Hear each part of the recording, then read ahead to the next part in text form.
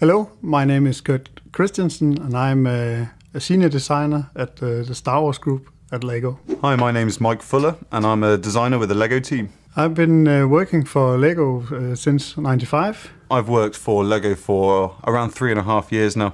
I started as an internship with the LEGO team when I was studying, and I've been back with them for about 2.5 years now. I'm going to show you the new direct model. It's the R2-D2 from Star Wars that I co-designed together with Mike.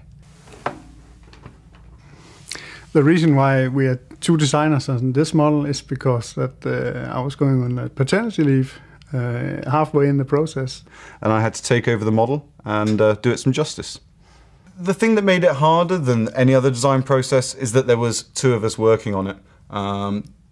As designers, we try to monitor the model from the very start of the creation all the way through until it ends up into a box. So obviously with something of this size, you've got so much knowledge in one person's head to be able to quickly transfer. That's very difficult.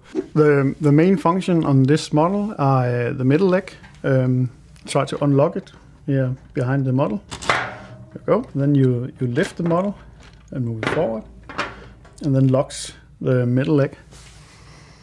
Now it's in driving position. There's a few additional functions on top of what Kurt's shown you. Some you may recognise from the film. If I open these doors at the front, you have the R2-D2 key, which is capable of opening any door on any space station anywhere in the galaxy. Also, you may remember R2-D2's cutting disc. These two both extend to try and match the movie as well as possible. Also, we've got the spinning head, 360 degrees. And finally, even his top flat's open. There was actually a lot of details and functions in the R2-D2 in various reference material we found, although how they've actually managed to fit that into a real robot was beyond our design skills. So we've had to be selective about what we choose. The research behind this model is quite the same thing we usually do. We have a lot of reference material, and then of course we have reference from Lucasfilm. So we have a lot of things to look into. One of my favourite parts about this model that I managed to work in is a small R2-D2. That means that if you're at school or work and missing your big friend here, you've got something you can slip in your pocket as well. The main challenge in this model are the sheer size and the weight of it.